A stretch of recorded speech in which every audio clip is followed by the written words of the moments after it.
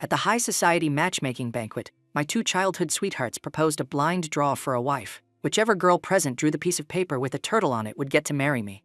But who could have expected that the childhood friend who was supposed to go first would actually drag a passing waitress over to take her place? By the time the waitress processed what was happening, her hand was already clutching the slip of paper with the legendary turtle drawn on it. I finally understood. It turned out this was a synchronized theatrical performance directed by my two childhood friends. They wanted me to choose a mute waitress as my fiancée, serving me a piping hot plate of public humiliation. And their glorious purpose? Just to vent some anger on behalf of the poor scholarship student they had a massive crush on. Right when they thought I would bow my head, apologize to the poor student, and then obediently pick a new fiancé from the two of them. Plot twist! I actually grabbed the waitress's hand right in front of everyone and proudly announced that she was the fiancé I was going to marry. Caldwell, since you don't know how to choose between Clarice and me, let's make it quick and painless. A blind draw for a wife, Serafina Locke suggested. Beside her, Clarice Thorne nodded like an enthusiastic bobblehead, clearly thrilled to see this unfold. Whoever draws the paper with the turtle written on it gets to marry you. How about it? I looked at the two childhood friends in front of me. Serafina had a sly, fox-like grin, and Clarice was practically vibrating with expectation. Although my mind was buzzing with red flags, thinking about how much I had spoiled them over the years, I reluctantly nodded my agreement. But who could have guessed that Serafina wouldn't play by the rules? We agreed she would draw first, but instead she directly yanked a passing waitress by the arm and forcibly shoved the poor girl's hand into the lottery box. The little waitress looked utterly bewildered. By the time she snapped out of it, the slip of paper had already been snatched back by Serafina, who unfolded it with an obnoxiously triumphant look. "Ha ha! A turtle!" Saying that, she made a grand show of displaying it to every single person in the banquet hall. I stared at the turtle on the paper, the veins on the back of my hand pulsing slightly. Of course it was a turtle. After all, when they were persuading me to play this ridiculous wife-drawing game, I had asked them, what if someone else draws the turtle? Serafina had sworn up and down. The draw is just a formality. I already drew turtles on every single piece of paper, and I'll draw first. So your wife is guaranteed to be me. Clarice had also chimed in, fighting for the right to draw first. Seeing that they had prepared everything in advance, I didn't want to ruin their mood, so I agreed. I just never expected that they would actually pull a stunt like this. At that moment, Serafina cast a sickly sweet, pick-me glance at Julian Cresswell standing nearby, then turned back to me, her voice dripping with subtle provocation. Caldwell, now that this mute waitress has drawn the turtle, according to the rules, you have to marry her. Oh, I glared at Julian. This guy was the impoverished student, sponsored by my family. Right now, he was wearing a serene, angelic smile, looking very much like he knew about this entire circus act in advance. The little waitress was a mute, but her ears worked perfectly fine. Seeing that everyone was making a joke out of her, she anxiously waved her hands in a panic, using sign language to aggressively reject the idea. Serafina, however, sneered coldly. You're just a waitress, and a mute one at that. Do you even know who Caldwell Vance is? He is the sole heir of the Vance family, the wealthiest family in River City. He's going to marry you, and you're actually unhappy about it? You really don't know what's good for you. The waitress's expression darkened, and her hands dropped limply to her sides. She knew that in this banquet hall, in front of all these high society young masters and wealthy heiresses, she was just meat on the chopping block, ready to be slaughtered by whoever pleased. Seeing my face remain dark and silent, Clarice quickly stepped out to play the peacemaker. Caldwell, Serafina is just joking around. How could she really make you marry this mute? She's just feeling upset because you humiliated Julian at the dinner table earlier. How about you just apologize to Julian, and we'll let this whole thing go? Suddenly, the light bulb went on in my head. I looked up, staring at Serafina in sheer disbelief. You guys forced me to play this game just for Julian? For him, you wouldn't even hesitate to use my marriage as a childish joke? What made me even more furious was that Julian had remained completely unfazed from beginning to end,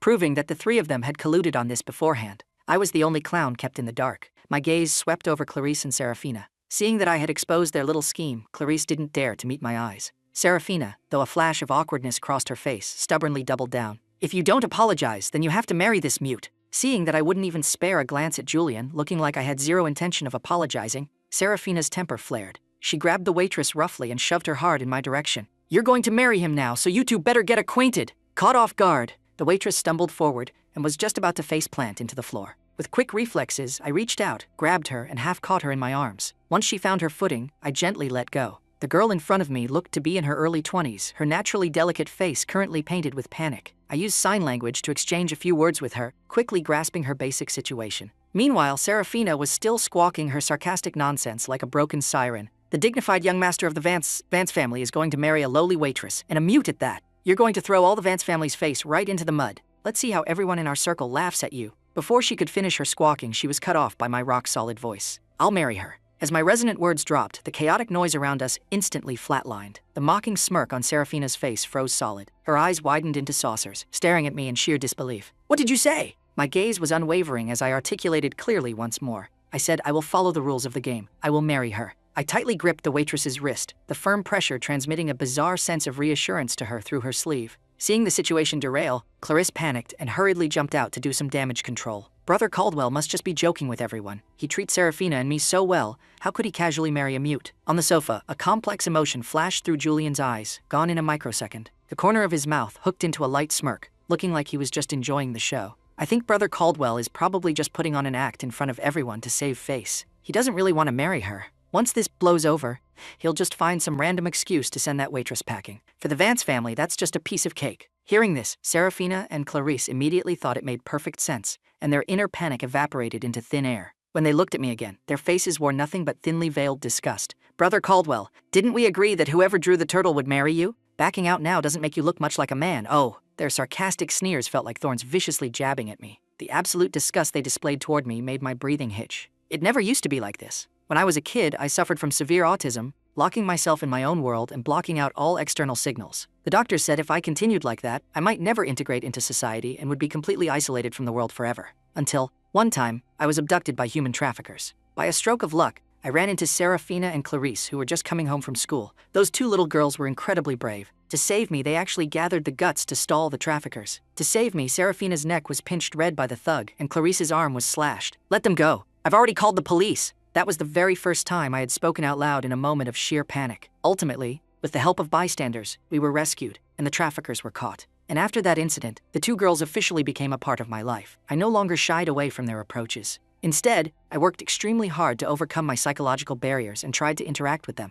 Gradually, my autism improved immensely. We grew up together. We were the ultimate childhood sweethearts. They always put me first. If someone maliciously broke my toy cars, they would help me curse the culprit into oblivion. When they were maliciously slandered by rumors, I would fight tooth and nail to hunt down the rumor mongers and get justice for them. As time went on, they seemed to develop feelings for me. Everyone in our social circle knew they liked me and assumed I would end up marrying one of them. Because of this, my family hadn't even bothered to set me up on blind dates all these years. But all of this completely flipped the moment Julian Cresswell entered the chat. Julian was one of the impoverished students sponsored by my family. After graduating from university to express his gratitude for the Vance family's funding, he insisted on treating me to a meal. His words were dripping with extreme self-deprecation. So to protect his fragile ego, I went. And on that day, Serafina and Clarisse tagged along too. Who would have thought that after that brief meeting with Julian, Serafina and Clarisse would come looking for me less and less, while getting closer and closer to him? I originally thought they just had a free-spirited nature and liked making friends. But when I saw them treating my major life event, my marriage, as a literal joke, just to coax a smile out of Julian, I finally understood. My status in their hearts had long been replaced by Julian. I took a deep breath, speaking calmly but with absolute seriousness. You guys seem to have forgotten something. I never make jokes. Chapter 3. Humiliation. As soon as these words dropped, Serafina and Clarisse froze again.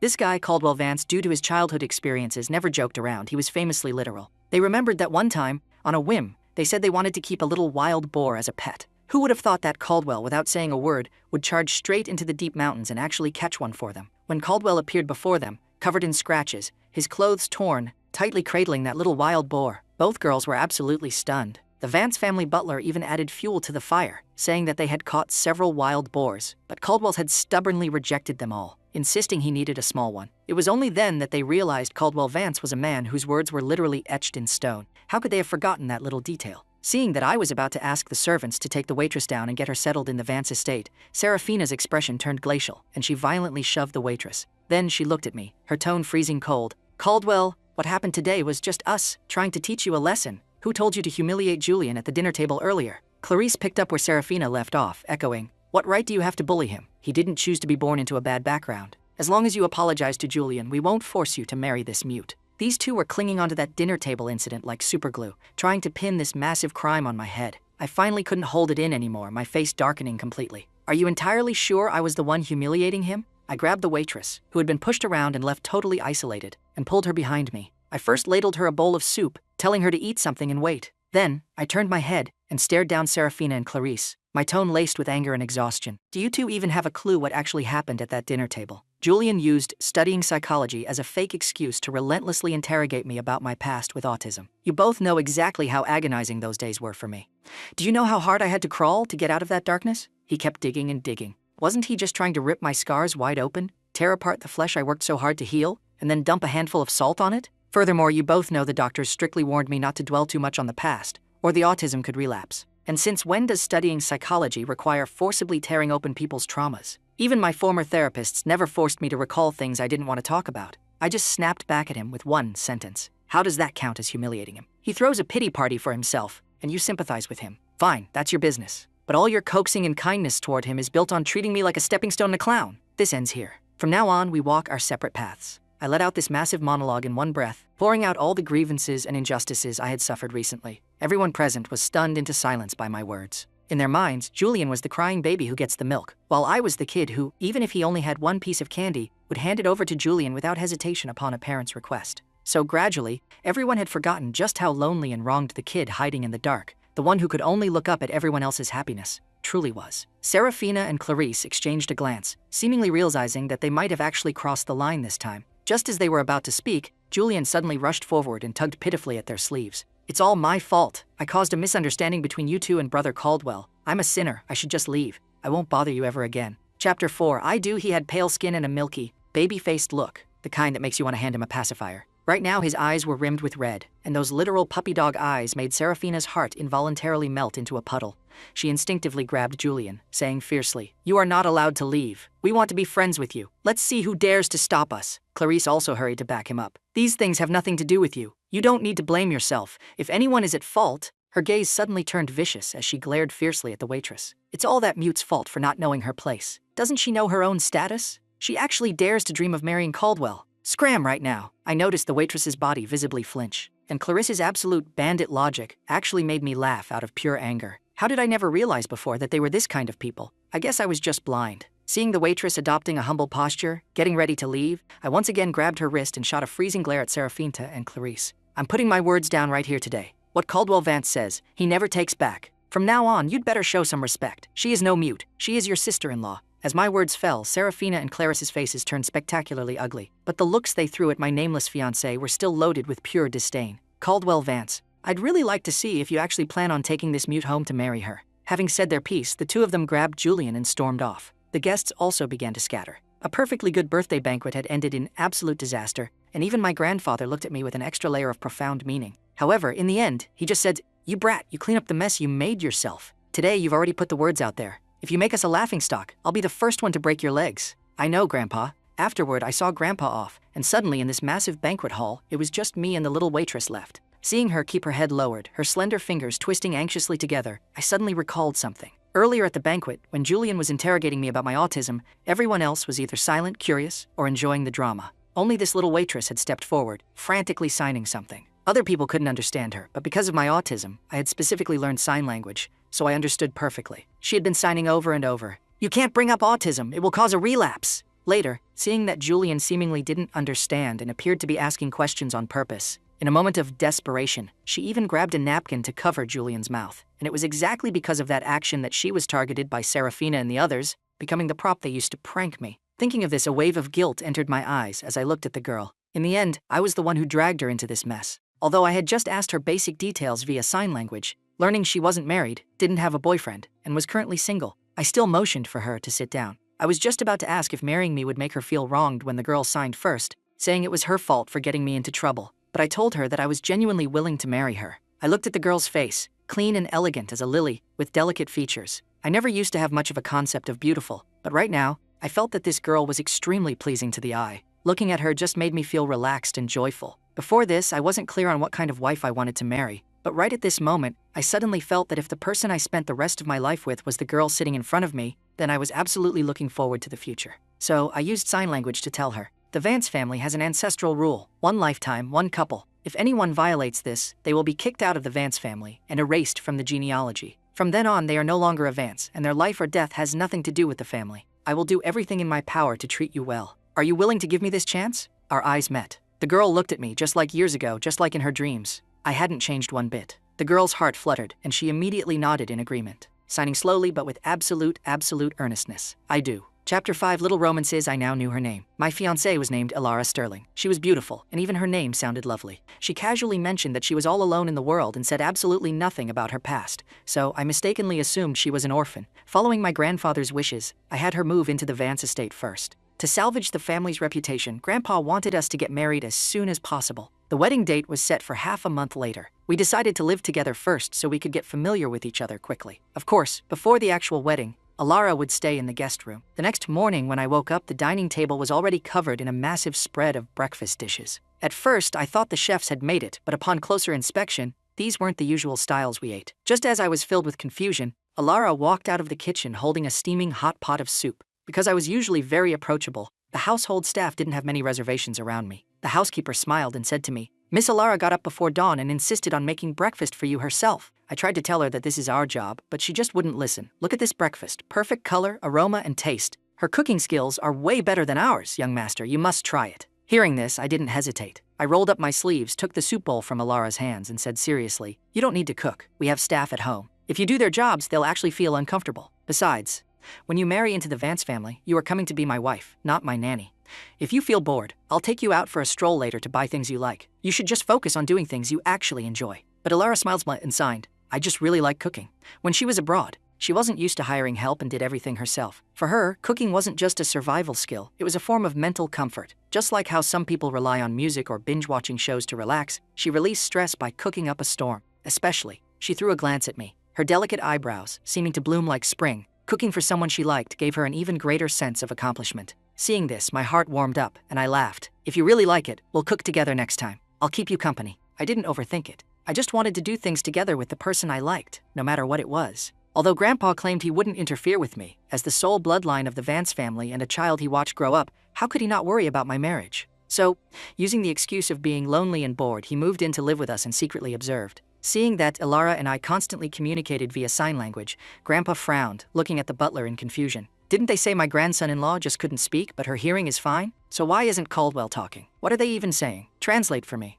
The butler, who had learned some sign language previously to take care of Caldwell, figured they weren't signing any state secrets. So he told the old man, "Old master, didn't you notice? When they communicate in sign language, they only have eyes for each other." Grandpa finally grasped the vibe and let out a light humph. That little punk. After breakfast, I took Alara out. I originally thought she would go buy clothes, bags, jewelry, and that sort of thing. Who knew she would make a beeline straight for a music store and pick out a massive pile of instruments? Seeing her so fascinated, I assumed she wanted to learn, so I bought them all without a second thought. I even cleared out a large storeroom at home and converted it into a music room. After everything was set up, I tentatively asked Alara if she needed me to hire a music teacher. Alara just smiled without saying a word, walked straight to the piano, and sat down elegantly. Chapter 6. Outstanding in every way. A rendition of Piano Concerto No. 3 immediately flowed from her fingertips. At times it was vibrant and passionately forceful. At times it was nimble, serene, sorrowful, and melodious. I was utterly intoxicated, unable to pull myself away. It wasn't until Alara's gaze gently fell on me that I suddenly woke from my trance. My eyes were filled with complex, indescribable emotions. As everyone knows, this piano concerto isn't just emotionally rich, it's world famous for its incredibly difficult techniques. Yet, Alara's piano skills had reached the pinnacle of perfection. Seeing my silence, Alara assumed I didn't like it and signed again. "Do you like the gazong?" My expression shifted and I asked curiously, "You know how to play the gazong too?" Alara smiled slightly, walked over to the gazong, and lightly plucked the strings. A soothing, melodious classical tune flowed out. It was ethereal and healing, as if it could wash away the dust in one's heart, making people feel as though they were standing in a tranquil, pastoral paradise picking chrysanthemums. I increasingly felt that Alara was like a treasure chest just waiting for me to explore. I couldn't help but step forward, wanting to learn more about her talents. For the rest of the day, it basically turned into Alara's personal talent show. She alone was a one-woman orchestra. Every instrument in the music room seemed to come alive in her hands, playing beautiful melodies. In no time, everyone in the villa was drawn over by the soothing sounds that felt like a spa day for the eardrums. The way the staff looked at Alara grew increasingly respectful and full of admiration. Alara looked at me with eyes full of anticipation, like a student waiting for a teacher's critique. A flash of awkwardness crossed my face and I clumsily signed, "How would an amateur like me dare to critique you?" The butler standing nearby, knowing my introverted and inarticulate nature, jokingly teased, "Young master, just say it, do you like it?" I immediately nodded vigorously and said seriously, "Alara is amazing, I love it." After a pause, as if thinking of something, I added, "Of course, even if Alara wasn't amazing, as long as she is Alara, I'd like her." A ripple of low but good-natured laughter spread through the room. A faint blush painted Alara's face, and she lowered her head shyly. Outside the door, Grandpa witnessed all of this, his gaze growing deeper. He had previously thought Alara was introverted and had low self-esteem, but the more he observed, the more he realized she wasn't insecure at all. Instead, her every move radiated the aura of an elite noblewoman. Her poise and elegance were far beyond what any ordinary socialite could muster. Grandpa pondered inwardly. The aura and upbringing Alara possessed definitely couldn't be cultivated by an ordinary family. It seemed he needed to properly investigate her background. I naturally loved peace and quiet, but But in the past, to blend into Serafina and Clarice's world, I had to endure all those noisy parties and events I despised. But Alara was completely different from them. She seemed to inherently understand my preferences and feelings, and we shared the exact same tastes. When I worked from home, Alara would sit quietly on the sofa in the study, reading, without disturbing me in the slightest. Whenever I looked up, I could always catch her gentle, virtuous expression. Feeling my gaze, she would look up, smile, and proactively pour me a cup of tea. We would silently toast each other, our affection deepening in this quiet telepathy. When she felt like baking, I would immediately drop my work to help her whisk eggs and knead dough.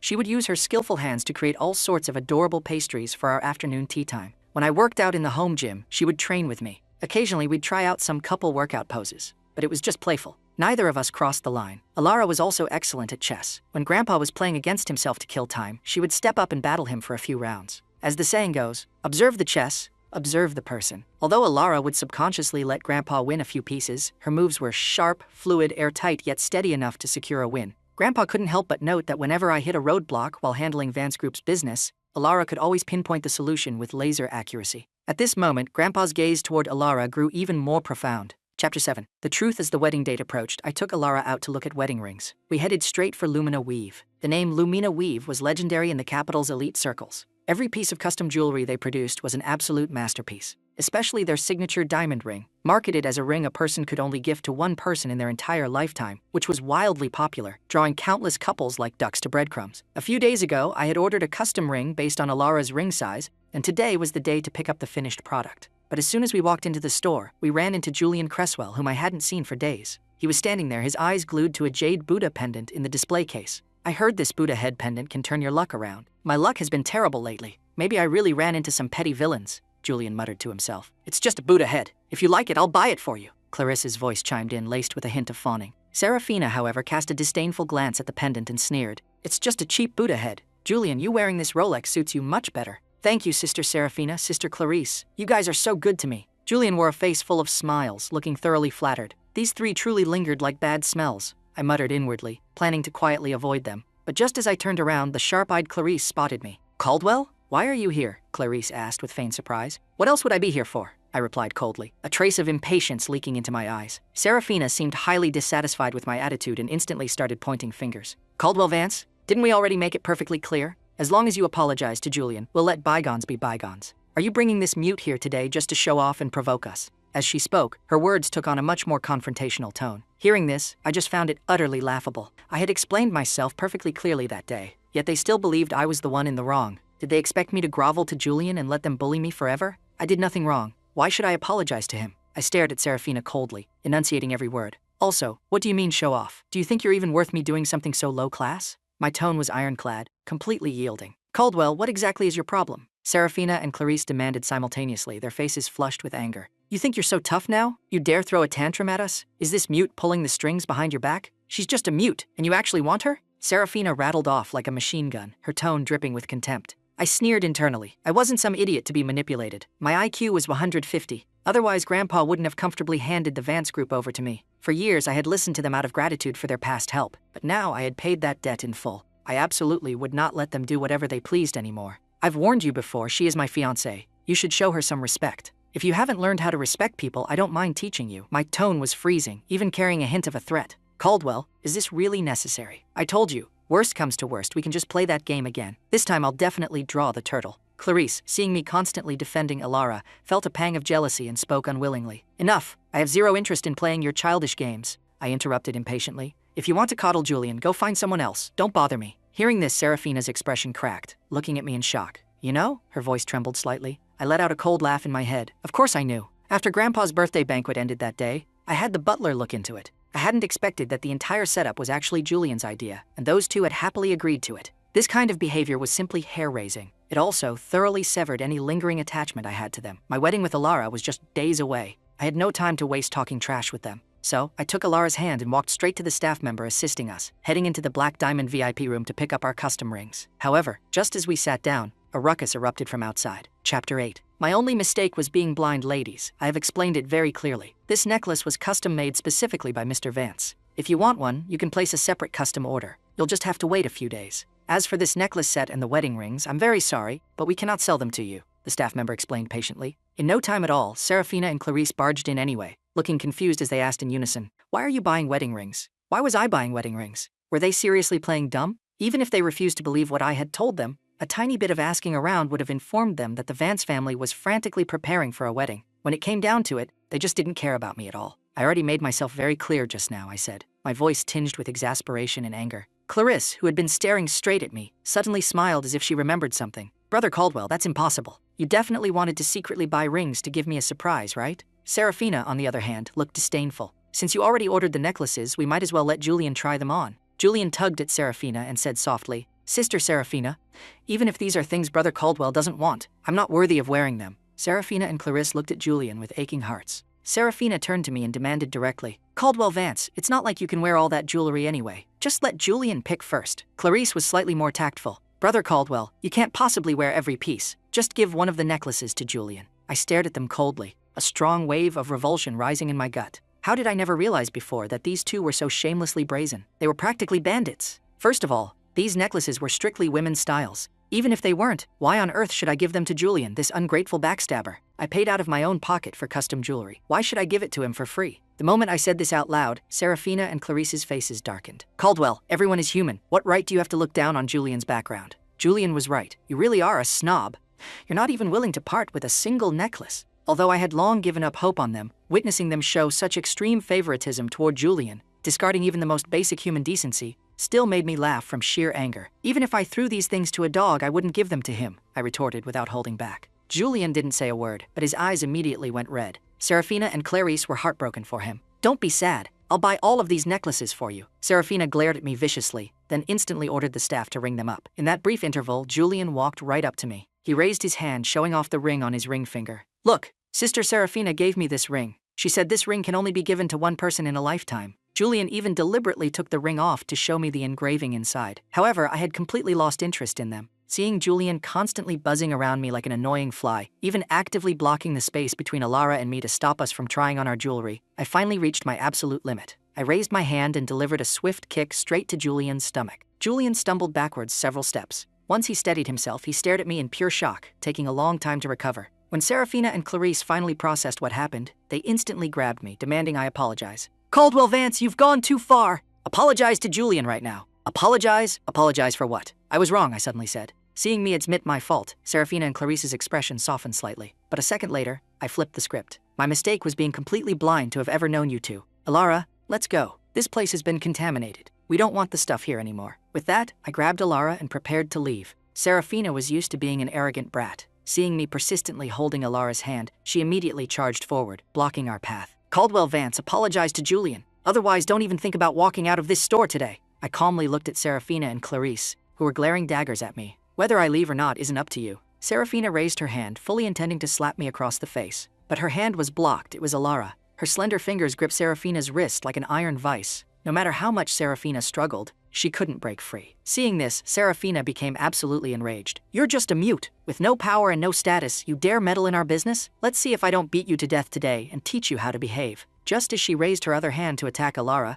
my expression instantly went sub-zero. I was just about to shove her away when I saw the store manager rush over with security guards. After stopping Serafina, the manager respectfully bowed in the direction of Alara and me. Our miss has spoken. The jewelry in our store. Aside from Mr. Vance, we will not sell to anyone else. Chapter 9. You are not worthy. The manager swept a glance over Serafina's group and immediately barked orders at the security guards. What are you standing around for? Throw these troublemakers out. And you lot, what do you even do here? Don't you know you're supposed to resolve issues for our VIP guests immediately? The manager snatched the shopping bags right out of Julian's hands. Julian was so furious he was practically vibrating. You open a store to do business. On what grounds are you refusing to sell to me? The manager remained entirely unmoved. Here at Lumina Weave, we do business based on our mood. Whoever makes Mr. Vance unhappy gets kicked out immediately. Julian's face warped with rage, but he tried to salvage his pride by snapping back. You think we actually care about your garbage trinkets? Serafina, as a socialite, was very aware of Lumina Weave's status. Her face looked rather grim. Manager Qian, I order custom jewelry from you every single year. You can't just refuse to sell to me out of nowhere.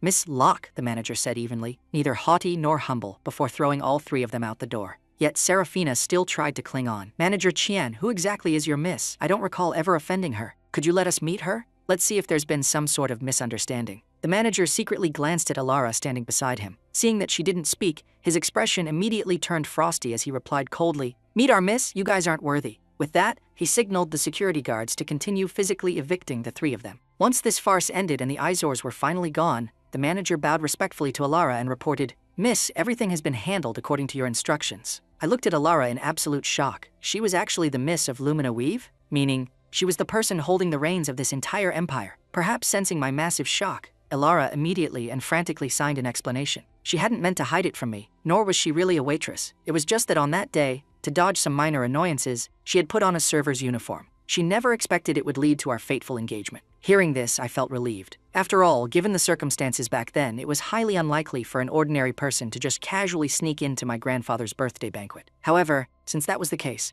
I knew Lumina Weave was a century-old family enterprise. Naturally, Alara wasn't without a family. With our wedding day rapidly approaching, logic and reason dictated that I should go visit her parents to pay my respects. Yet, a mysterious glint flashed quickly through Alara's eyes as she stated that she could make the decisions regarding her own marriage, and there was no need to visit her family. Seeing her firm stance, I could obviously tell she was hiding something, but I didn't press the issue. I simply squeezed her fingers lightly. "Whatever you say." I quickly let go. Because of the drama earlier, I felt that the wedding rings and necklaces we originally picked out were tainted, so I decided to commission entirely new ones. We selected new designs from the catalog for the rings and the bridal gifts, taking fresh measurements. The manager smiled broadly and said, "Once the custom pieces are finished, they will be delivered directly to your home." As we were about to head back, Alara informed me that she would have to temporarily leave the Vance estate. She needed to return home to prepare for the wedding. Then she handed me an address. I took one look. It was located in the city's most hyper-exclusive, astronomically expensive estate district. In that moment, I realized that Alara's background was probably far deeper than I could have ever imagined. Chapter 10. Her Identity. When I returned to the villa alone, Grandpa was waiting for me in the living room. Seeing me looking a bit dazed and arriving by myself, he vaguely guessed what happened. "Come to the study," he ordered. As soon as we entered the study, Grandpa asked directly, "Why did you come back alone? Where is Alara?" I raised my hands, about to use sign language, when I suddenly remembered the person sitting across from me was Grandpa. I spoke out loud. "She went back to her own home to wait for the wedding." Grandpa's expression darkened slightly upon hearing this. "Will she come back?" I looked slightly confused. "Grandpa, what do you mean by that? She just said she was going home to prepare for the wedding. Is there a problem with Alara's identity?" "It seems you've already noticed," Grandpa said, pacing slowly around the study, his face uncharacteristically solemn and grave. "I won't hide it from you. Early on, I felt Alara wasn't from an ordinary background, so I secretly investigated her identity. All I found out was that she went abroad when she was very young and only just returned to the country a month ago. I also heard about what happened at Lumina Weave today. Do you think the family behind Lumina Weave is just your average wealthy clan?" This was actually the point that had been secretly bothering me too. Grandpa continued, "The most important thing is, other than the rough timeline of her leaving and returning to the country, I couldn't find out a single other thing. There are only two reasons for this. The first is that Alara is truly an orphan with no family backing her, but clearly that is not the case, which leaves only the final possibility. Her background is much deeper than anything I can imagine or access. That's why her identity has been intentionally obscured, making it impossible to investigate." Hearing this, I looked at Grandpa in shock. Even though I had inherited the Vance group, I had always considered Grandpa as the absolute ceiling of our world, not just out of filial piety, but because he carried immense weight and power in our circles. But right now, even he couldn't dig up anything. So what exactly was Alara's true identity? Seeing the dazed look on my face and thinking back on all the interactions Alara and I shared recently, Grandpa knew we genuinely had feelings for each other. He patted my shoulder and delivered the hard truth. "Alara is a good kid. You know the Vance family's ancestral rules. The Vance family won't cancel this marriage just because her background is complicated. I'm just afraid Alara might not have the final say in her own marriage. It's possible that our Vance family is reaching too high and simply isn't worthy of her. If the Yu family, her family, blocks this marriage, our Vance family will be completely powerless to stop them." I knew Grandpa said all this out of pure concern for me. The hands hidden in my sleeves balled up so tightly my knuckles turned white, but I still nodded heavily. "I understand, Grandpa." That night, I tossed and turned, unable to sleep. The next day, I got up incredibly early to continue prepping for the wedding. After all, Alara had told me she could make her own decisions about her marriage. Furthermore, even if the absolute worst-case scenario happened, I still didn't want to give up. I had to try. 3 days later, I finally had everything prepared. Just then, a maid holding a flower pot asked me, "Young master, this peony hasn't been watered in ages. It's dead." I looked at the white snow pagoda peony Serafina had gifted me. In the past, I had always watered it personally, but lately, I had been so stressed out by Serafina and Clarice's antics that I hadn't even noticed the flower had died. Maybe our relationship was just like this flower, already dead from being worn down time and time again. Throw it away. The moment I said that and turned around, I came face to face with Serafina's furious expression. "Caldwell Vance, is this how you treat the thoughtful gift I gave you?" I frowned, looking at Serafina, Julian, and Clarice. These three really treated the Vance estate like a public market. "Butler, what are you standing there for? Throw them out. If you let random stray cats and dogs wander in here again, you can pack your bags and leave too." I rarely spoke so harshly to the butler. Serafina and the others knew perfectly well that those words were meant for them. Serafina anxiously took a step forward, pulling out the ring in her hand and trying to shove it at me. We specifically came to give you the couple's rings. Don't chase us away. However, I dodged her hand like she was a walking plague, my eyes full of icy detachment. Give these rings to whoever you want. I, Caldwell Vance, don't care for them. I'll say it one more time. Right now, immediately, get the hell out of my house. I had raised my voice, the threat in my tone unmistakable. Clarice and Serafina looked at each other, their eyes full of panic and unwillingness. Just as they were about to open their mouths to explain further, Caldwell, look who's here. My mother walked over, beaming with a bright smile. I turned my head. Following behind my mother was the manager of Lumina Weave, alongside a girl dressed in a beige gown, looking pure and ethereal. The girl wore light makeup, her waterfall of hair cascading over her shoulders. She looked like a fairy descending to earth, absolutely breathtaking. My heart skipped a beat. This girl looked somewhat familiar, but for a moment, I couldn't place where I had seen her. This is Alara, your fiancée. You don't recognize her just because she changed clothes? My mother laughed from the side. But honestly, when I first saw her, I was stunned too. She truly looked stunning, whether with light makeup or heavily dressed up. Hearing the name Alara, I finally dared to let my gaze land solidly on her. Chapter 11. Irrelevant people. The Alara from before was elegant and simple, like a little white flower. But the Alara standing before me now was dazzling, radiant as a glowing pearl. Realizing we hadn't seen each other in 3 days, a strange surge of emotion welled up inside me. I couldn't help but take a step forward, wanting to get closer to her. Alara felt the same. However, when she noticed Serafina and the others, a flash of tension crossed her eyes. She asked in sign language, "Why are they here?" "Irrelevant people. Ignore them," I said coolly. Then, I asked Alara, "What about you? Did you come specifically to see me?" Before Alara could answer, the Lumina Weave manager spoke up first. "Didn't you order new wedding dresses, rings, and other items previously? The men's and women's pieces are ready, so we brought them over for you to try on." I hadn't expected the manager to also know sign language, but thinking about how respectful he was toward Alara, it made sense. Learning sign language was probably the best way to take care of his miss. My gaze then casually swept over Serafina and her crew, the corner of my mouth curling into a cold sneer. "According to our agreed schedule, tomorrow is the day I officially present the betrothal gifts at your family's door. See?" The reason the manager said what he said was partly due to procedure, but mostly to deliberately rub it in the faces of Serafina and the others. In truth, even if the Vance family officially brought gifts, it would just be a formality. The Yu family certainly didn't need the Vance family's wealth. After all, the number of families in the world richer than the Yu family could probably be counted on one hand. Upon hearing this, my mother immediately pulled a beautifully bound booklet out of her bag and handed it to Alara. Chapter 12. Mother Vance's domineering aura. Alara, even though you mentioned before that the Vance family didn't need to prepare anything and we just needed to hold the wedding on schedule, we still have to go through the proper formalities. Auntie has prepared a betrothal gift list. Take a look. If anything is missing, Auntie will add it. As my mother spoke, she opened the exquisitely bound booklet.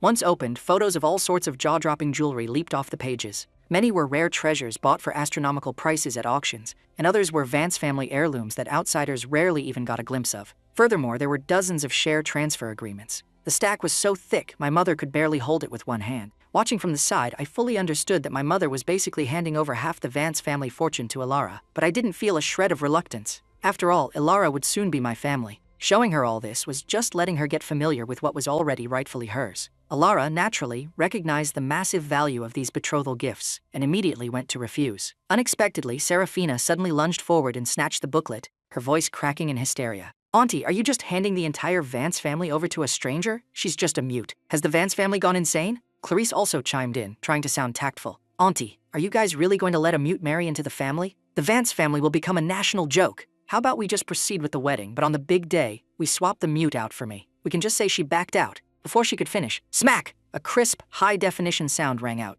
My mother had directly given Clarice a resounding slap across the face. While everyone stood frozen in shock, my mother spoke. "Logically, as an elder, I shouldn't be striking you kids, but the words coming out of your mouths aren't fit for human ears." Saying that, she snatched the bound booklet right back out of Serafina's hands and issued a lethal warning. "Let me tell you right now, Alara is the daughter-in-law of my Vance family. We only acknowledge Alara as our daughter-in-law. Even if Alara decided she didn't want Caldwell and refused to marry him, Caldwell would stay single for the rest of his life before he ever married either of you. So I suggest you kill that dream right now. If you ever dare disrespect my daughter-in-law again, or call her a mute one more time, I will slap you every single time I hear it." Saying that, she raised her hand, deliberately flashing her newly manicured, rather sharp acrylic nails. Clarice stared at those nails, her cheek burning with pain, though it wasn't bleeding. She knew Mother Vance had shown mercy. She quickly covered her face, not daring to utter another peep. Serafina's face turned beetroot red, and she didn't dare to speak either. Instead, it was Julian who opened his mouth, trying to play the peacemaker. "Auntie, shut your mouth!" My mother glared at him, her eyes filled with undisguised disgust. "And what kind of weed are you? Since when does an ungrateful backstabber like you get a turn to speak in my house? Honestly, speaking one more word to you shortens my lifespan. Butler, throw these eyesores out immediately." They are banned from ever entering this estate again. Don't let them dirty the Vance family's gates. My mother used to be the absolute tyrant of the wealthy wives' circle back in her youth, and age had only made her more formidable. The manager had clearly heard of her reputation and legendary deeds. Seeing her fiercely defending Alara, he felt a wave of relief. My mother had clearly already adopted Alara as her own daughter, or perhaps her bestie. She had already taken Alara's arm and was leading her into the house. Let me tell you, I never liked those 3 kids. They always looked like troublemakers. Alara, your hands are so pretty. They are naturally born for manicures. But your natural nails are so pink and shiny, it'd be a pity to damage them with gels. I heard from my friends that you can use press-on nails. When you have time, Auntie will take you to get press-ons and we can pick them out together. And your hair, how do you maintain it? It's so silky. Oh, no need to rush. Auntie has been studying sign language for a whole week. Do it a bit slower. Auntie can understand you. You're saying you formulated your own shampoo?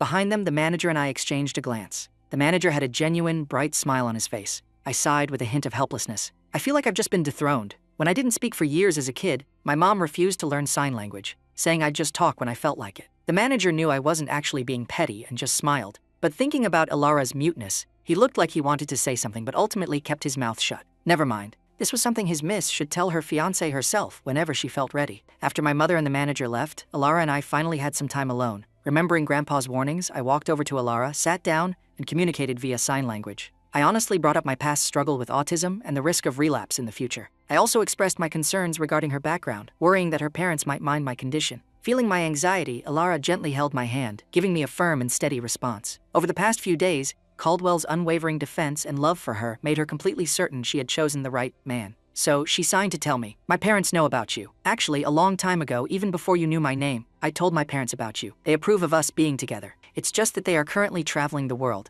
but they are already on their way back. You'll meet them on our wedding day. Don't worry, the wedding day will go perfectly smoothly." Hearing this, the massive boulder in my heart finally dropped. I looked at Alara with immense gratitude and then poured 100% of my energy into the wedding preparations. The betrothal gift presentation the next day went smoothly, and 3 days later, it was finally our wedding day. Ever since I announced my upcoming marriage the day after Grandpa's birthday, the news had fermented for half a month. This wedding had become the absolute focal point of the entire city, dominating the trending searches for days. To show their utmost respect for Alara, the Vance family went all out, booking the most luxurious hotel in the city. The scale of the wedding was easily one of the grandest River City had ever seen. Early that morning, I personally went to the Yu family estate to pick up Alara, and we headed to the hotel together. The fleet of luxury cars drew countless pedestrians to stop and stare. Alara and I threw wedding candy into the crowds, sharing our newlywed joy. However, when I turned my head, I unexpectedly spotted Serafina and Clarice in the crowd. They had actually come to join the spectacle. Serafina and Clarice were mixed in the crowd, picking up the scattered wedding candy. When they realized the groom was actually Caldwell Vance, their faces instantly turned grass green. This time, aside from traditional sweets, the Vance family's wedding candy included literal tiny gold beans. Seeing this, the pedestrians swarmed to grab them, causing a minor riot. Serafina seemed to suddenly lose her mind.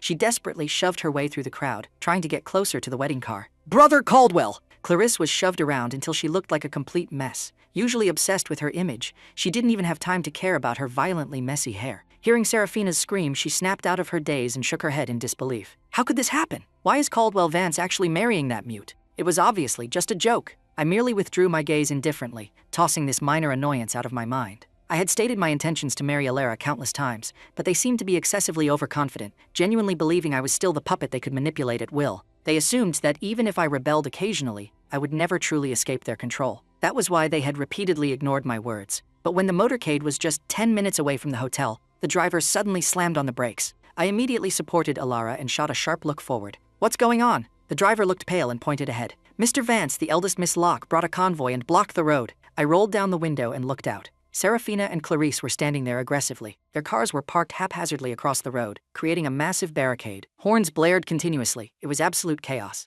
Serafina and Clarice marched straight toward me, completely ignoring the surrounding commotion. Serafina violently yanked open the car door and desperately grabbed me. "Brother Caldwell, how can you marry someone else?" Clarice was much more calculating. She aimed straight for Alara, her words dripping with disdain. "You're just a server and a mute. You're not even from the same universe as Caldwell. Don't trick yourself into thinking you're Mrs. Vance just because of a stupid bet. Get out of the car right now." I violently shook off Serafina's hand and demanded, "You two were the ones who forced me to do the blind draw for a wife. Now that I've chosen one, you're unhappy," Serafina said frantically. "Brother Caldwell, that was just a game. How could you take it seriously? I know you're just trying to make us mad. I already got the ring back from Julian. From now on, this ring only belongs to you." Saying that, Serafina tried to reach for me again, but I dodged her hand. stop wasting your energy. I am marrying Alara today. If you try to stop me again, don't blame me for getting nasty." Hearing this, Serafina seemingly lost whatever sanity she had left and screamed, "It's this mute forcing you, isn't it? I'll drag her out right now." Saying that, she lunged forward to grab Alara. I firmly shielded Alara behind me. Serafina and Clarice couldn't even touch the hem of her clothes. Clarice's eyes grew red, and she looked at me with immense grievance. "Brother Caldwell, you always used to protect us." I let out a cold laugh, my thoughts drifting back to the past. Back then, the three of us were tight-knit. I always stood in the front lines, sheltering them from the wind and rain, but gradually they seemed to forget that I was made of flesh and blood too, and that I could also get hurt. Now, they were just upset because their free human shield had chosen someone else. Especially because that someone else was a waitress they completely looked down on. So their egos couldn't handle it. Thinking of this, the look I gave them grew even more freezing. "I told you before, I have nothing to do with you anymore. So it's best if you completely vanish from my sight. I'm worried my wife will feel insecure and get in a bad mood." "No, you can't marry her!" Seeing that I was dead set on getting married, Serafina shrieked hysterically. She threw her image out the window and physically blocked the front of the wedding car. "If you insist on going to the hotel, you'll have to run over my dead body." Looking at Serafina throwing a shameless tantrum, I clenched my fists. Was she dead set on ruining the most important day of my life? I roared angrily. "When you dragged Alara over to draw that lot, did you never consider this outcome?" Serafina's body shuddered, as if she suddenly figured something out. "It's because of the Vance family's rule about keeping one's word, right? That's why you have to marry her, isn't it?" I turned and gave Alara a reassuring look before turning back to Serafina and Clarice, my voice icy. "If Alara and I cancel the wedding, I'll be violating the ancestral rules. I'll be expelled from the Vance family. By then, I'd just be a penniless nobody with absolutely nothing. Would you still want to marry me then?" Serafina and Clarice, who had been fiercely aggressive a second ago, exchanged a look and were instantly struck speechless. A moment later, Serafina spoke again, though her voice lacked its previous confidence. "Of course we'd be willing." "Enough!" I coldly cut off Serafina's pestering. "Your silence just now already gave me your answer." I stared them down, my tone filled with disappointment and anger. "You constantly defended Julian before simply because of his pretty face. But when faced with the possibility of me ending up in the same penniless situation as Julian, you fell silent. This proves that all you have for me is a desire for control. You think that controlling me, the young master of the Vance family, gives you more face in our social circles." My words were like sharp knives, stabbing them right where it hurt. Flashes of extreme awkwardness crossed their faces, which only further proved that I had hit the nail right on the head. But Serafina still wanted to struggle. She tightly grabbed my hand, her eyes full of pleading. "Brother Caldwell, I genuinely like you. If you care about the ancestral rules, it's fine. Just tell everyone that I was the one who drew the turtle. The person you should be marrying is me." Hearing this, I merely sneered. Earlier at the Vance estate, when Clarice suggested that exact same thing, she had earned herself a slap. It seemed that slap hadn't landed on Serafina's face, so her memory was lacking. Just as I was thinking this, smack! A loud, crisp slap echoed, and a bright red handprint suddenly appeared on Serafina's face. Only then did I realize that Alara had somehow stepped right in front of Serafina, her eyes filled with absolute ruthlessness. Behind Alara, the manager translated,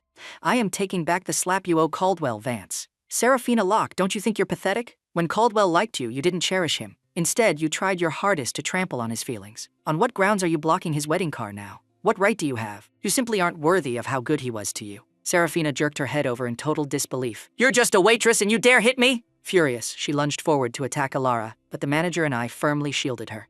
It turned out that Serafina had specifically brought bodyguards to ruin the wedding procession. Fortunately, Alara had come prepared and brought quite a few men of her own. With overwhelming numbers, they quickly subdued Serafina's bodyguards one by one. Then, the bodyguards dragged Serafina and Clarice to the side of the road and proceeded to violently smash the cars they used to block the road into scrap metal. Serafina screamed in rage. "My Bentley is worth over $1 million! Alara, you bitch! You dare smash my car?" "I'll make you pay until you're bankrupt," Alara carelessly replied via sign language. "Since I dared to smash it, I don't care about a little pocket change. You used your car to block Caldwell from marrying me. Of course I'm going to clear the obstacles for him." Serafina stared at the surprisingly intimidating Alara. "Aren't you just a waitress? How dare you?" Alara tightly hooked her arm through mine, her eyes resolute. "As long as Caldwell is willing to marry me, I will generate infinite courage for him." Seeing this, Clarice seemed to finally understand the reality of the situation, and hurriedly chimed in. "Brother Caldwell, we know you're not willingly marrying this woman. As long as you don't marry her, we're willing to apologize to Grandpa and everyone else with you. The blind draw was just a game. Don't ruin your entire life's happiness over a stupid game." Serafina snapped out of her rage and quickly agreed. "Yes, Brother Caldwell, it's fine if you don't marry me, but you can't rush into a marriage like this." The two changed their strategy, claiming left and right that they were doing this for my own good. However, Alara silently gripped my arm. I could feel her body trembling slightly. She seemed nervous. Everyone's eyes were focused on me, waiting for my answer. I took a deep breath, pulled my arm out of Alara's grasp, and then tightly laced my fingers with hers. Her palm was a bit damp. At some point, it had broken out in a thin layer of cold sweat. When she heard me speak, her body trembled even harder. "I will never abandon Alara. Alara's expression morphed from shock to disappointment, and finally froze in pure unadulterated joy. I gently tucked a stray wisp of hair behind Alara's ear and spoke softly. I will never forget the way you stood up to protect me at Grandpa's birthday banquet, or how you stood firmly by my side during that ridiculous draw. Now, no matter what anyone says, I will never leave you to face this alone. Hearing this, Serafina seemed to snap. Or perhaps her mindset was, if I can't have it, I'll make sure nobody else gets it either. She suddenly glared at Alara with a bizarre, twisted smile. Don't celebrate too early. Caldwell is only marrying you to follow the Vance family rules. He doesn't love you at all. A marriage without love is destined to be miserable. Hearing this, I publicly raised Alara's hand and planted a deep, passionate kiss on the back of it, my voice echoing clearly. Marrying Alara is the arrangement of destiny, and even more so, a profound connection of our souls. Her talents, her personality, her kindness, and her character have utterly captivated me. I love her, until death do us part. Alara smiled radiantly, actively linking her arm through mine, and mouthed silently. Me too. Our eyes met, overflowing with deep affection. Then we turned and walked away. Behind us, seeing that the ending was set in stone, Serafina and Clarice finally broke down crying, screaming and begging me not to go. With the obstacles cleared, the wedding car soon arrived at the hotel. To my absolute shock, the entrance to the hotel was packed with legendary corporate titans. They hailed from all over the world, and they were clearly here for Alara. Right now, these massive bigwigs hadn't just shown up.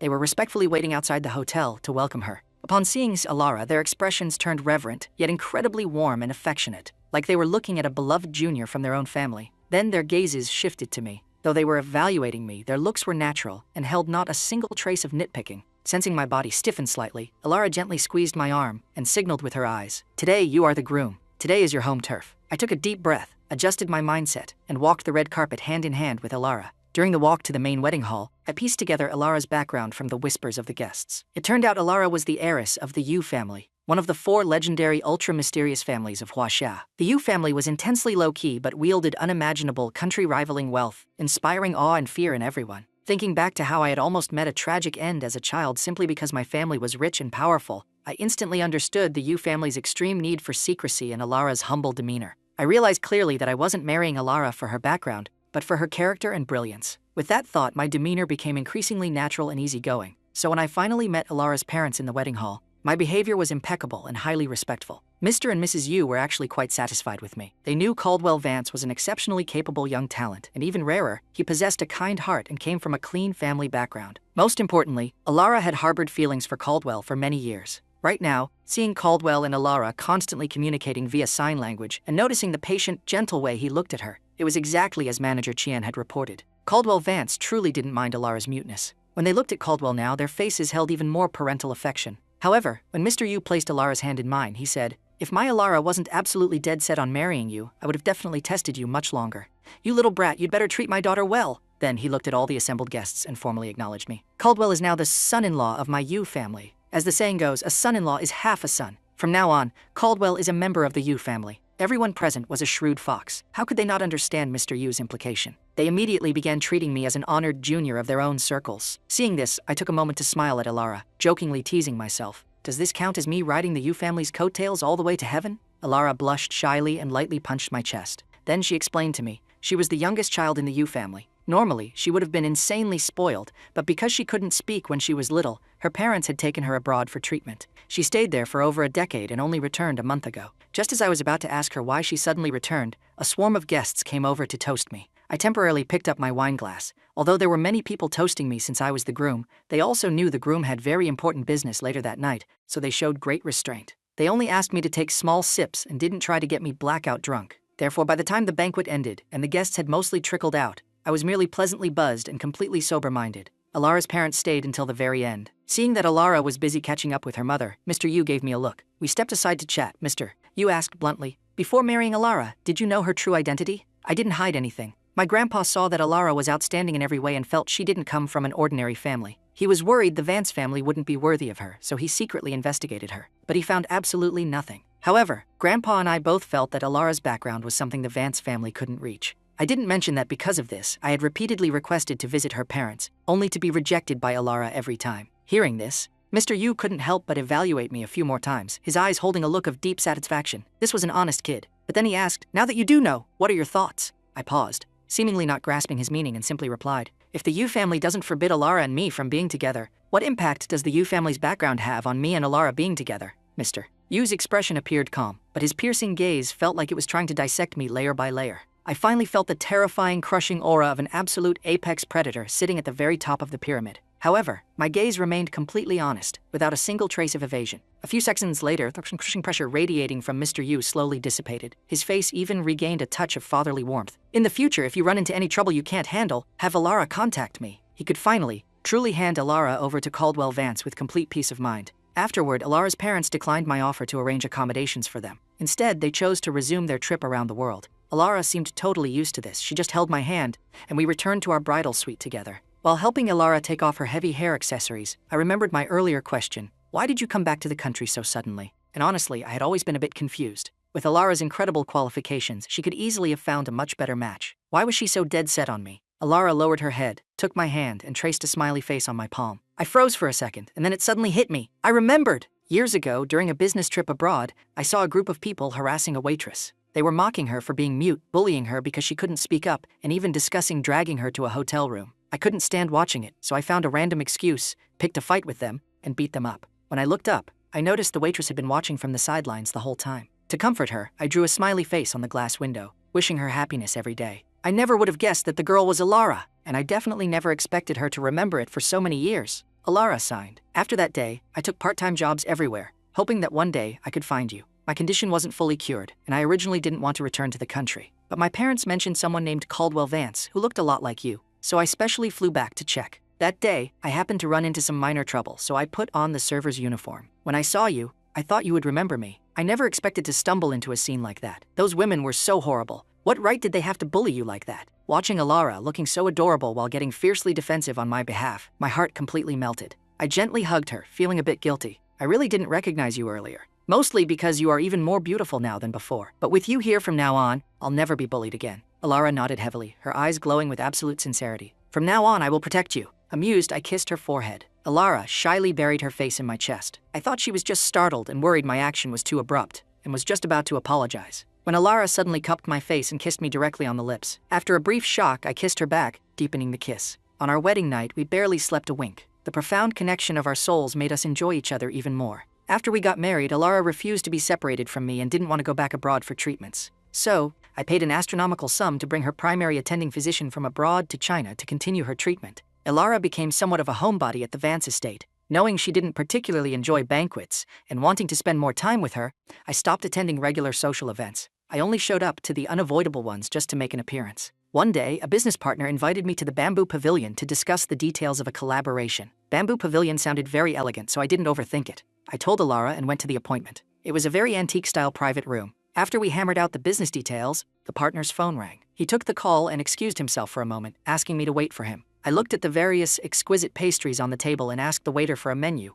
wanting to pick out some of Alara's favorites to take home. Thus, I stayed put. While I was browsing the menu, a flash of sheer fabric suddenly appeared in my line of sight. I looked up and saw a girl with an incredibly sexy figure, wearing a very revealing ancient brothel-style outfit, slowly walking toward me step by step. I frowned. Because the girl was wearing a veil, I couldn't tell who she was. I was just about to ask if she had walked into the wrong room, but the girl started performing a highly seductive dance right in front of me. Buzz. My mind went blank for a split second, quickly followed by a raging inferno of anger. I yelled, "Who told you to come in here? Where is Manager He?" Manager He was the business partner. The girl didn't speak. She just kept getting closer and closer. While dancing, she even intentionally let the sheer fabric draped over her shoulders slip off. Her seductive intentions were glaringly obvious. Just as her soft little hands reached out to grope me, I snatched a throw pillow from the sofa and hurled it viciously at her face. Even though the girl hadn't actually touched me, I immediately ripped off my suit jacket and chucked it straight into the trash can. My eyes were brimming with pure, unadulterated disgust. Having just been smacked by a pillow, and now seeing me look at her like she was some kind of walking biohazard, the girl froze in shock. Meanwhile, I had already raised my hand, showing her the wedding ring on my finger, and shouted sternly, "I am already married, and even if I wasn't, I would never get involved with a woman like you. Now get the hell out of here." Hearing me say, "A woman like you," she assumed I had mistaken her for a professional sex worker. She frantically tore off her veil, revealing the face of Serafina Locke. "Brother Caldwell, it's me." I don't know if it was because she never truly had him, so she couldn't let him go, or if she simply had never taken a good hard look at Caldwell Vance before.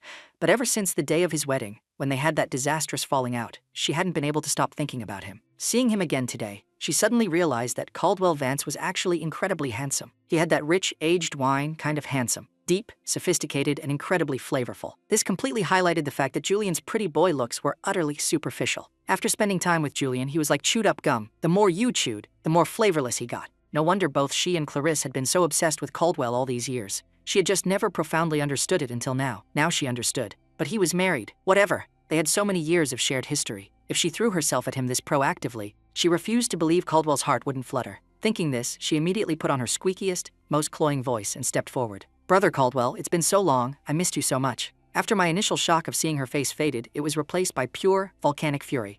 "Serafina Locke, didn't I tell you we have absolutely nothing to do with each other anymore? You know perfectly well that I'm married, yet you dare pull a stunt like this? What do you take me for? Some fickle, lower-body-thinking animal?" The private room was burning a sweet-smelling incense, but I was experiencing a physiological wave of nausea. My stomach violently churned. I couldn't stay in there a second longer and turned to leave, but Serafina suddenly thought of something. A vicious, calculating glint flashed in her eyes. She lunged forward, trying to hug me. Before she even touched me, I kicked her squarely, sending her sprawling to the floor. I was losing my goddamn mind. "Who gave you permission to touch me? Serafina Locke, you honestly make me feel sick and filthy." As I said this, I suddenly remembered the business partner's suspicious exit earlier. It was obvious. He definitely knew about Serafina's little ambush today and was actively aiding and abetting her. I immediately pulled out my phone and called the business partner.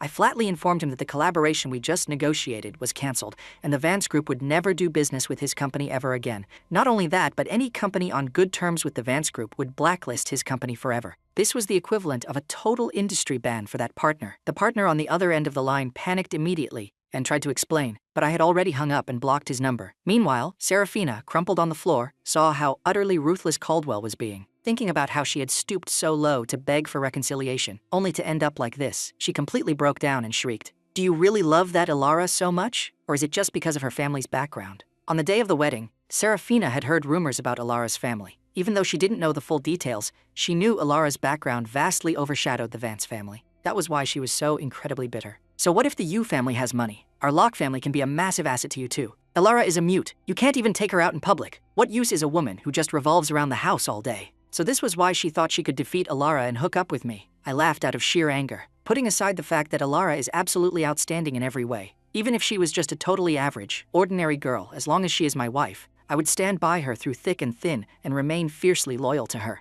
Isn't that the most basic baseline of respect between partners? Isn't that the fundamental difference between human beings and animals? Just because you have zero respect for relationships doesn't mean everyone is as trashy as you. With that, without sparing another glance at the pale, shattered Serafina on the floor, I turned and walked out, only to lock eyes with a pair of smiling eyes waiting outside the door. Ilara had clearly been there for a while. I quickly explained the entire situation from start to finish. Ilara simply listened quietly. We had agreed on this long ago. We were going to be a couple with actual communication skills. If anything happened, we had to explain it clearly to each other to prevent any misunderstandings or doubts. After I finished explaining and let out a sigh of relief, Ilara smiled and signed. "Serafina actually texted me to come here. I knew she was trying to provoke me, but I trust you. I knew she was just going to shoot herself in the foot. So, I really just came here to laugh at her." Seeing the smug, triumphant little look on her face made her look even more adorable and lively than usual. I couldn't help but step forward and pull her into a tight hug. "Wife! Finding someone on the exact same wavelength as me is truly amazing." Ilara naturally understood my underlying meaning. Even though she rarely left the house, she knew exactly what went on around me. Those bosses and rich playboys who hovered around me were completely devoid of morals. They absolutely hated my clean living lifestyle.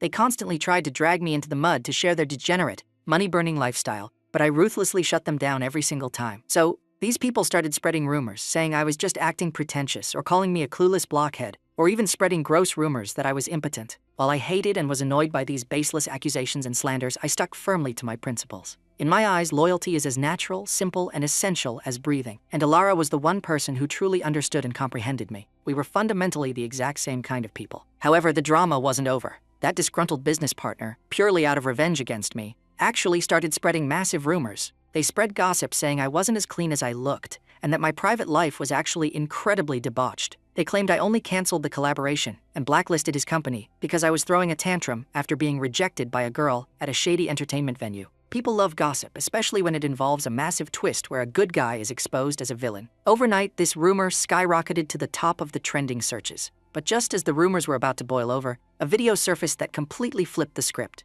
It was footage from inside the Bamboo Pavilion's private room. It showed someone trying to seduce me and me righteously shutting her down. As soon as the video dropped, the Bamboo Pavilion immediately issued a statement confirming the video was 100% authentic. They clarified that the woman was brought in by the business partner and had nothing to do with their establishment.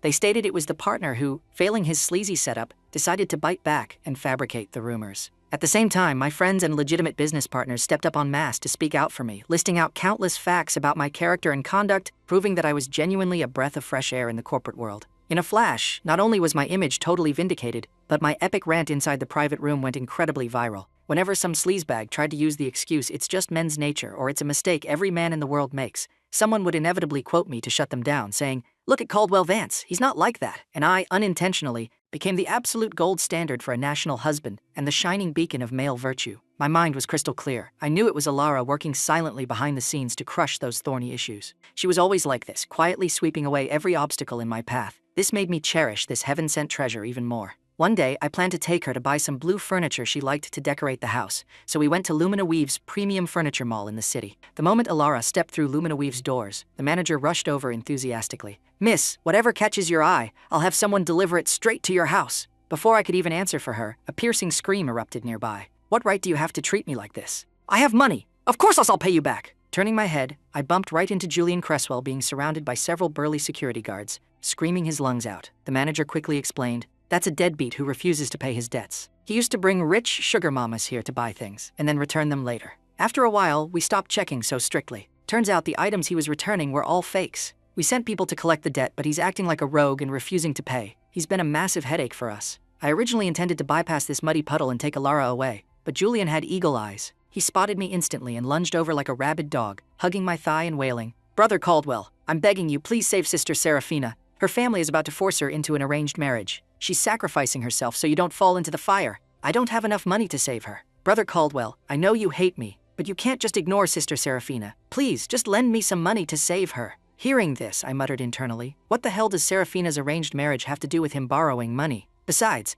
an arranged marriage was objectively a good thing for Serafina. Alara had been merciful and hadn't exposed what Serafina did at the Bamboo Pavilion, leaving her some dignity. With Serafina's personality, she was bound to get sweet-talked into marrying Julian eventually. And when that happened, how could Julian ever afford to support her? An arranged marriage would at least guarantee she lived a life of luxury for the rest of her days. Seeing that I was completely unmoved, Julian panicked and screamed at the top of his lungs, "You can't just forget your old love the moment you get a new one." This dramatic line immediately drew a crowd of onlookers. He looked so well-dressed. Who knew he was an ungrateful scumbag? This guy is literally on his knees. He must have suffered a massive injustice. Hearing the whispers, I just sneered. "Are you asking to borrow money to save Serafina? Or to feed your gambling addiction?" Julian froze, guiltily shooting back. "Of course it's to save Sister Serafina. I didn't want to gamble. I only gambled because I wanted to win enough to give her a good life. So, hooking up with all those women, making them pay for you, and using fake goods to scam refunds, that's what you call working for Serafina's happiness." The moment the words gambling addiction dropped, the crowd instantly flipped sides.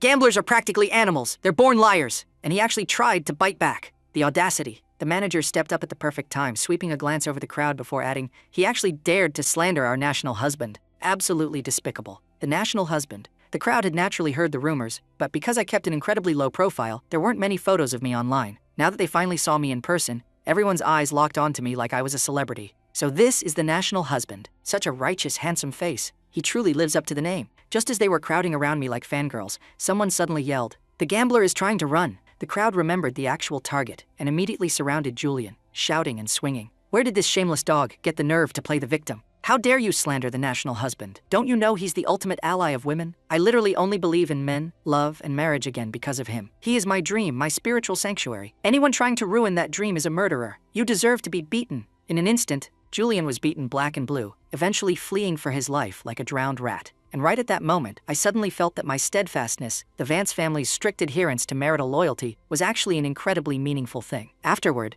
Alara and I picked out our furniture and went home. I didn't pay any more attention to the incident. Who knew that the next morning when I woke up, the video of Julian calling me a scumbag was trending online. The video was maliciously edited, missing the beginning and the end, clearly manipulated by someone behind the scenes. Some netizens, unaware of the truth, judged me purely based on those isolated clips and labeled me a scumbag. Julian had a decent face, and some people, blinded by his pretty boy looks, unconditionally sided with him, launching a cyberbullying campaign against Alara and me. However, very quickly, before Alara and I even needed to issue a clarification, people who were at the mall that day uploaded the full unedited video. Julian instantly became a rat scurrying across the street with everyone screaming to beat him. Soon after, someone even dug up his entire history of fishing for sugar mamas. Wave after wave of explosive evidence launched Julian straight to the top of the trending lists. Julian probably thought the truth wouldn't come to light so quickly, and that he could milk a wave of sympathy followers for cash. He never expected the almighty power of money to strip him bare, leaving him nowhere to hide. His measly tens of thousands of followers instantly mass unfollowed him and started dragging him online. What deeply devoted second male lead? Turns out he's just a certified gold digger. Wow, it's so easy for some guys to make money. Just act a little pitiful and a bunch of rich women buy it. Sugar mamas, please don't get scammed by this little rat. Gambling is a lifelong stain. He actually dared to play the victim and scream thief. Looks like he didn't get beaten hard enough yesterday. If anyone sees him, please slap him hard for me. I'll pay $20 for a slap and $50 for a kick. Julian's social media accounts were permanently banned by the platforms. I heard he was currently hiding in a dingy rental room, not even daring to step outside. I can only say, karma is real. He deserved zero sympathy. I completely threw him out of my mind. Just when I thought this whole saga had finally concluded, Clarice posted a video speaking out. She claimed that she, too, was a victim of this scumbag's gold-digging ways. She said Julian claimed to love her, constantly asking her for money and luxury goods. Because she liked him, she bought him so many things, never expecting him to be such a vile person. Netizens expressed their sympathy. Seeing that Clarice was both beautiful and pitiful, they instantly fell in love with her. To thank the netizens for their support, she announced a 20% discount on all properties in her Thorn real estate developments. Clarice was clever. She knew the rich, wronged heiress persona was highly marketable. With just one video, she gained hundreds of thousands of followers and even boosted her company's stock price. After that, I stopped paying attention. I focused on redecorating our marital home with Alara. When we got married, it was a bit rushed, so we hadn't made many changes to the house. Now that I understood Alara's habits and preferences much better, I decided to do a major overhaul. The house was almost finished. One day, when I stepped out the front gate, I ran straight into Clarice. She was holding a massive bouquet of flowers, standing right at my door with several camera crews trailing behind her. Seeing me come out, her face lit up with joy. "Brother Caldwell, I've been waiting for you for so long. I'm here to apologize to you. It was my fault before. I listened to malicious gossip, blindly trusted Julian, and did so many things to hurt you. But we grew up together. Even though you're married now, I'm still your little sister, right? Can you forgive me and give me another chance?" The camera lenses were pointed directly at me. I looked at the perfectly styled and overly made-up Clarice. She knew the whole internet knew I was married, and that I was the national husband. Therefore, she couldn't pull a Serafina and try to blatantly be the other woman.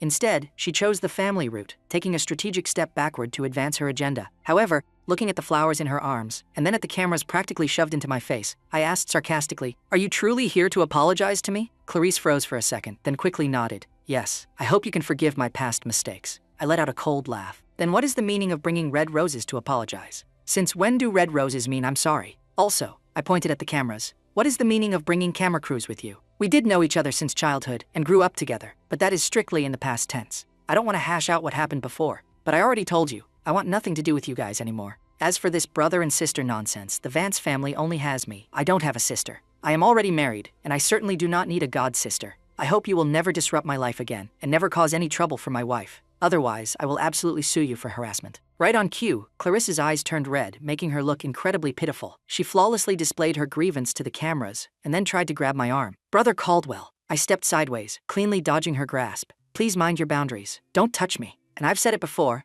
I am not your brother. I expect you to call me by my full name. Actually, it's best if you don't call my name at all and never appear in front of me again." I had spoken so firmly, yet Clarice, desperate for viral traffic, refused to give up and tried to pester me again. I exposed her motives right on the spot. "Are you so desperate for clout that you've completely thrown away your dignity? Is this the upbringing of the Thorn family? Let me make this crystal clear. If you want to use me or leech off my popularity, it depends entirely on whether I permit it." Seeing the conflict escalate, the cameras aggressively zoomed in on my face, but I couldn't care less about the lenses. Right now, I only wanted to protect the person I loved. So I announced loudly, "Clarice Thorn, let me tell you this. My wife trusts me completely, so all your little schemes are a total waste of time. But constantly having flies buzzing in my ear is highly annoying. So if you and your crew aren't gone in exactly 1 minute, I am calling the police." Saying that, right in front of the numerous cameras, I pulled out my phone and dialed those exact 3 digits. Seeing that I was dead serious, the cameramen Clarice had hired realized they were in the wrong. Technically, they were trespassing on private property, and immediately tried to drag Clarice away. Clarice kept turning back to look at me pitifully as she left.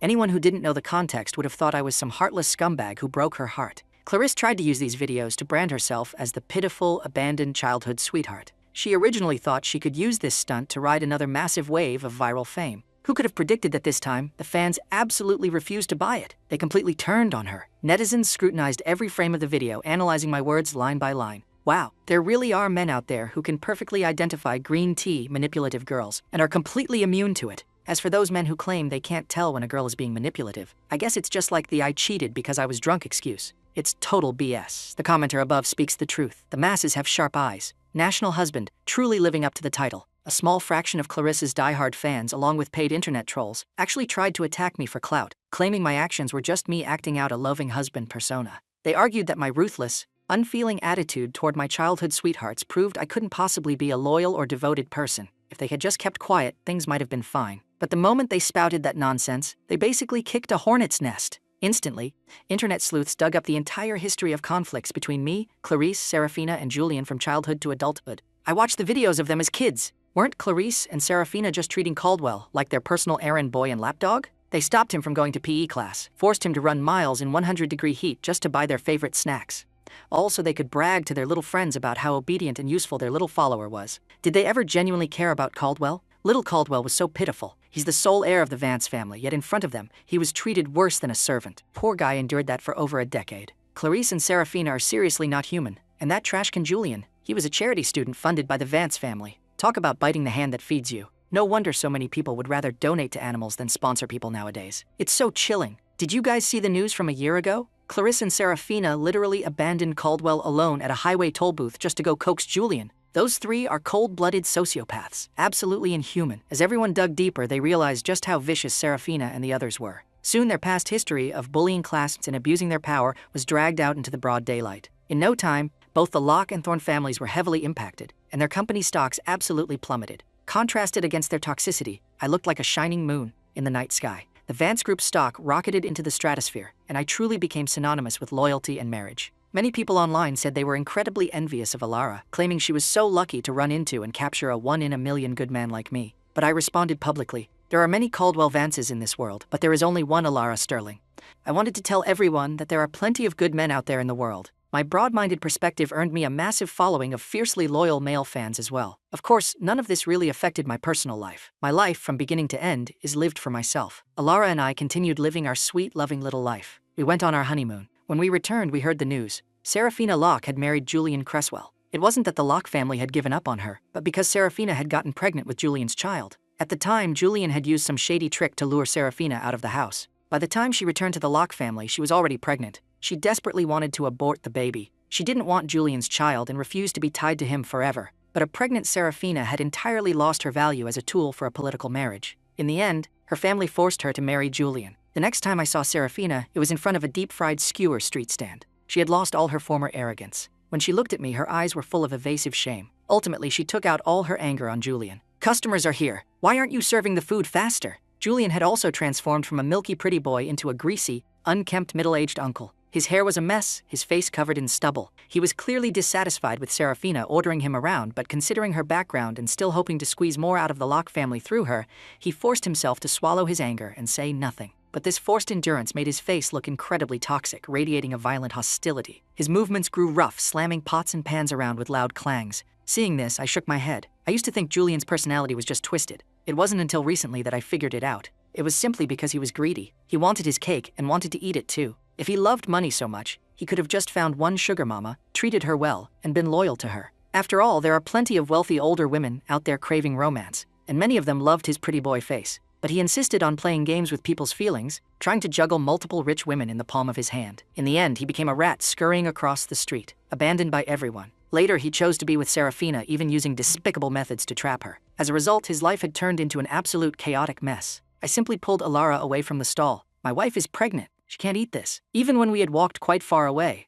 I could still hear Serafina and Julian screaming at each other hysterically, scaring away all their customers. Hearing all this, I couldn't help but sigh helplessly. Honestly, there's nothing wrong with running a fried skewer stand. Earning an honest living is perfectly fine. But Serafina was intensely dissatisfied with her reality. In the past, she was dissatisfied with me and dissatisfied with the idea of an arranged marriage, so she ended up marrying Julian. Now she was still dissatisfied. If she was going to be unhappy forever, how could she ever live a good life? But all of this had absolutely nothing to do with me anymore. Not long after, I spotted Clarice in the public square. Ever since her attempt to use me blew up in her face, exposing her pitiful little white flower persona and stamping the green tea label permanently on her forehead, she seemed to have gone mad for clout. With zero bottom line, she started trying to go the infamous trashy route for fame. But the internet didn't buy it. They just grew to despise her even more. Right now, in front of a live streaming camera, she was trying to do some highly suggestive, borderline NSFW dances, but the security guards were aggressively chasing her away. Get out! Get the hell out! It's people like you corrupting the kids. If you dare come back, I'm smashing your phone.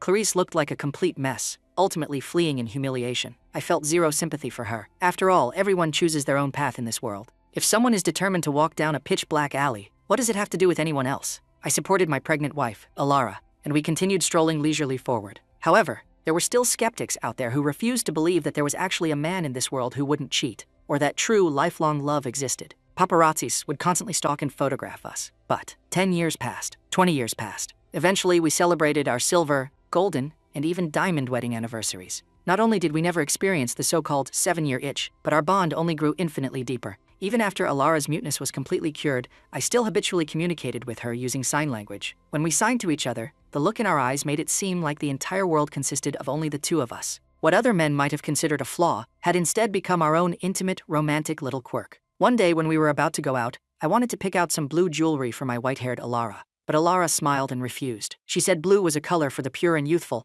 and that her beauty had long since faded. I gently caressed her wrinkled face, my eyes as deeply affectionate as the very first day we met. I signed to her, all the jewelry in the world, no matter how expensive, is just counterfeit junk when placed on you. Only your face is the genuine masterpiece.